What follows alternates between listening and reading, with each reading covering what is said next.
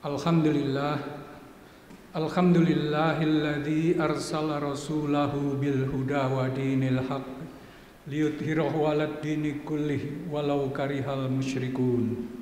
Asyhadu an la ilaha illallah wahdahu la syarikalah wa asyhadu anna Muhammadan abduhu wa rasuluh alladzi la nabiyya ba'dah. Allahumma sholli wa sallim wa barik ala abdika wa rasulika Muhammad wa ala alihi wa sahbihi. Amma ba'd, fa ya ayyuhal hadirun usikum wa nafsi bitaqwallah faqad fazal muttaqun. Qala Allah ta'ala fil Qur'anil azim, a'udzu billahi samiil alim minasy syaithanir rajim, fatazawwadu fa inna khairuz zadit taqwa. Al-ayah. Para hadirin jamaah Jum'ah Masjid Istiqomah yang dimuliakan Allah, setelah kita puja dan puji Allah Subhanahu wa ta'ala, Maha suci Dia dan Maha tinggi, kita sampaikan salawat dan salam kepada Nabi besar Muhammad sallallahu alaihi wasallam, pada para keluarganya, para sahabatnya, dan para pengikutnya dalam iman sampai akhir zaman.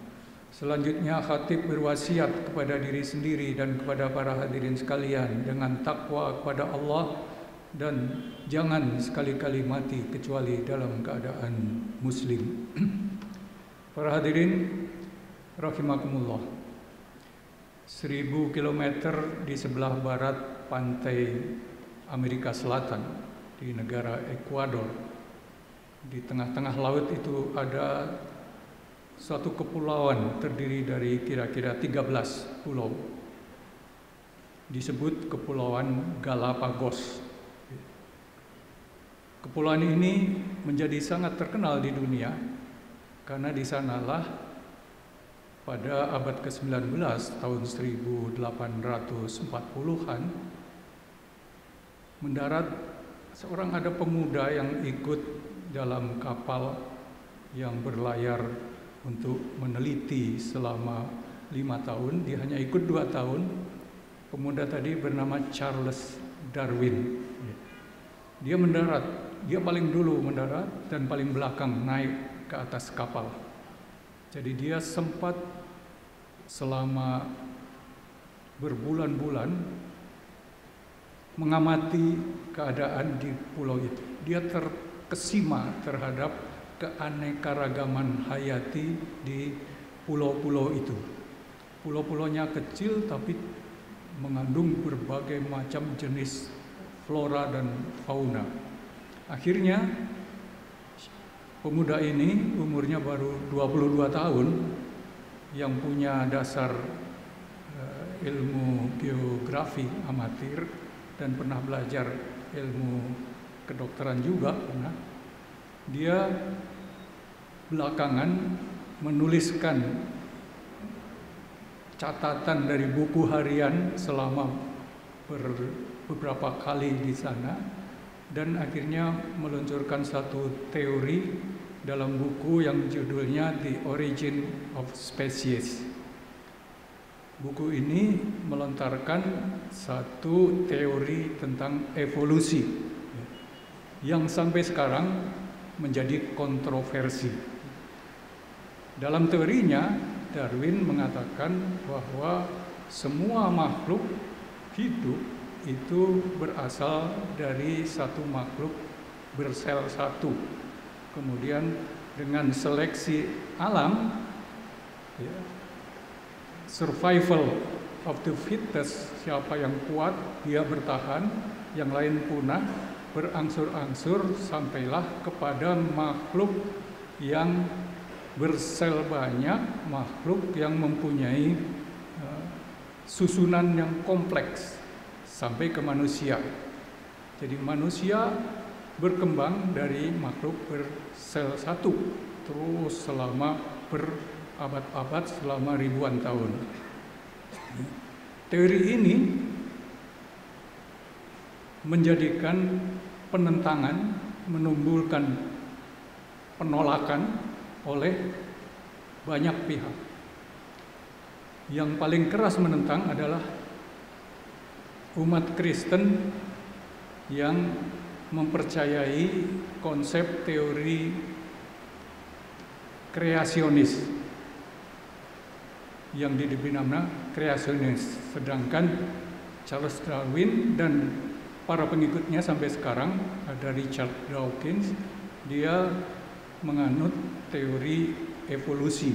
Semuanya tidak ada yang terjadi seketika, bertahap.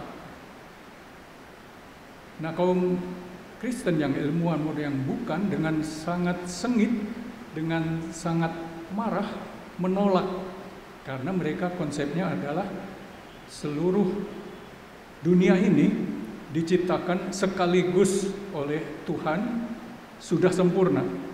Jadi manusia ya sudah seperti ini, kuda ya sudah seperti itu, gajah seperti itu, tidak ada yang namanya evolusi. Jadi mereka menolak karena bertentangan dengan doktrin kreasionis.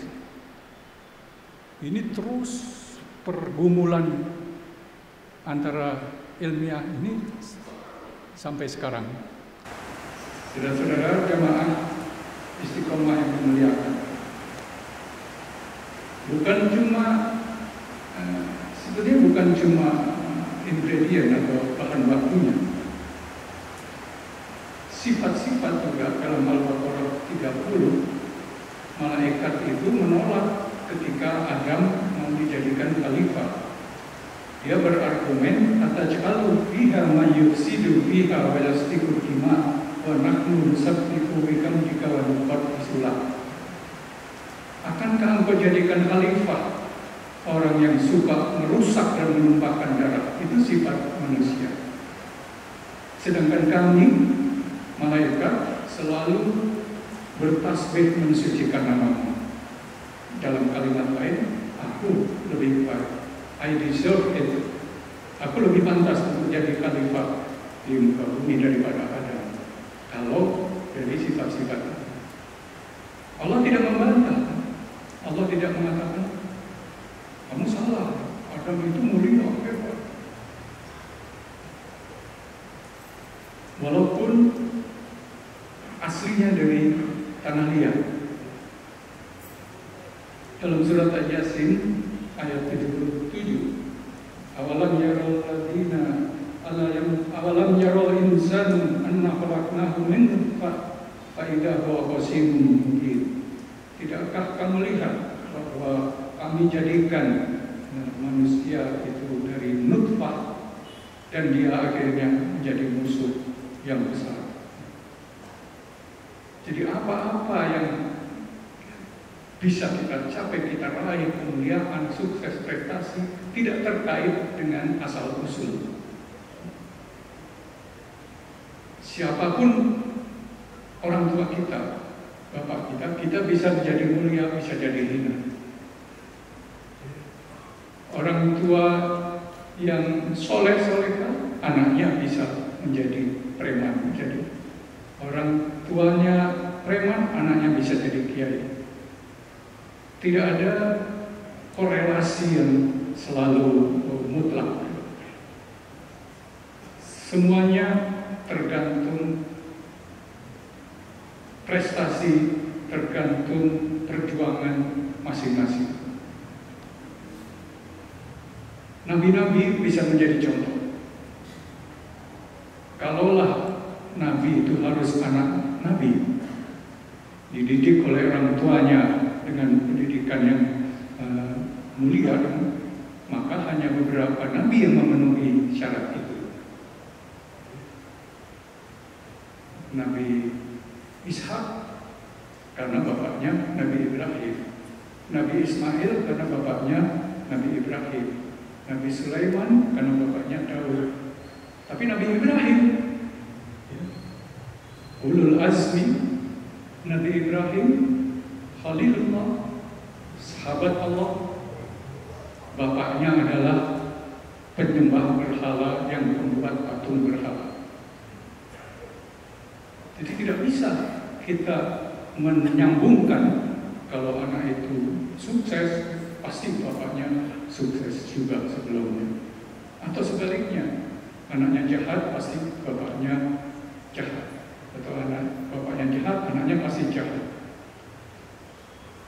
Kita lihat saja Nabi Ibrahim. Kita lihat saja Nabi Muhammad SAW. Nabi Muhammad bahkan tidak ketemu bapaknya. Itu bisa jadi orang yang mulia sedunia sejagat ini. Walaupun bapaknya belum Muslim, ibunya juga belum Muslim, ya karena belum lahir Nabi Muhammad. Kakeknya juga, pamannya malah yang mendengar ajaran Nabi Muhammad juga tidak mau masuk Islam, Abi Thalib. Jadi urutan ke atas, urutan silsilah itu tidak selalu terbawa kemuliaan maupun kemudaratan, keburukan. Masing-masing bertanggung jawab atas kehidupan sendiri-sendiri. Jadi ayat-ayat Quran ini memberikan optimisme pada setiap kita bahwa kita tidak perlu cemas, tidak perlu kecewa terhadap keadaan orang tua kita. Kita tidak perlu merasa minder kalau kita bukan anak orang kaya. Kita bisa jadi kaya. Kita tidak perlu minder bahwa kita akan menjadi orang yang bodoh walaupun bapak kita, ibu kita tidak sekolah. Itu ayat-ayat Quran menanamkan semangat seperti itu. Bukan nenek moyangmu yang menentukan, kamu sendiri yang akan ditanya atas apa-apa prestasi, apa-apa pencapaian-pencapaianmu. Para hadirin rahimakumullah.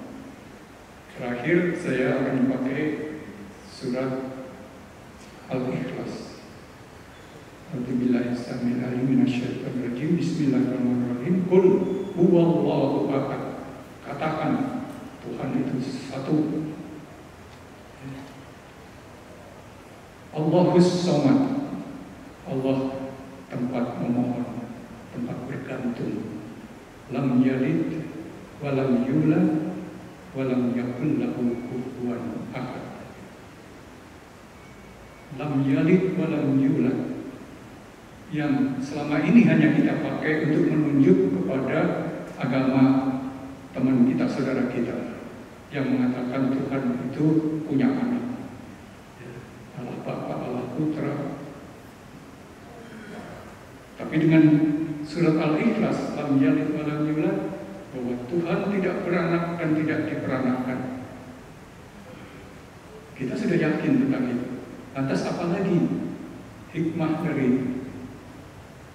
ayat lam yalid walam yulad? Barangkali maknanya adalah lam yalid walam yulad, tidak beranak, tidak diperanakkan. Akhirnya memutus ketergantungan kepada ayah maupun kepada anak.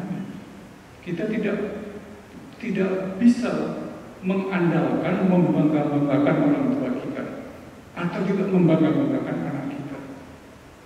Kita yang akan berhadapan sendiri dengan Allah, berhadapan sendiri dengan masyarakat, dengan umat itu. Jadi prestasi pribadilah yang harus menonjol, harus kita perjuangkan. Baru kita bisa membawa nama baik kepada ayah dan kepada anak kita. Kalau kita baik, anak kita akan terbawa. Tetapi kita tidak mengandalkan bahwa saya cuma bisa sukses kalau ayah saya juga orang sukses. Jadi dengan konsep prinsip Al-Quran ini, tidak bisa seorang presiden anaknya harus jadi presiden. Seorang raja anaknya yang paling pantas untuk jadi raja. Masing-masing tergantung kapasitas, tergantung kualitas yang dia perjuangkan, tergantung akhlaknya, tergantung kemampuannya dia di dalam memimpin. Aqulu qouli hadza fastaghfirullaha li wa lakum innahu huwal ghafurur rahim.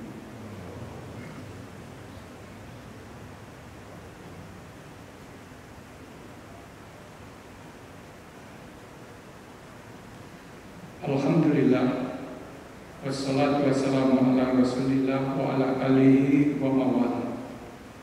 Inna allaha wa malaikatahu yusalluna ala nabi ya ayyuhalladzina amanu sallu alaihi wa sallimu taslima. Allahumma salli ala sayyidina Muhammad wa ala alihi wa ashabihi ajma'in. Allahumma ighfir lil mu'minina wal mu'minat wal muslimina wal muslimat al ahya'i minhum wal amwat. Allahumma inna nas'aluka al-huda wa tuqa wal afafa wal ghina. Allahumma inna nas'aluka ilman nafi'an wa rizqan wasi'an wa taubatan qabla al-maut wa rahatan ba'dal maut. Rabbighfirli wa liwalidayya warhamhuma kama rabbayani shaghira.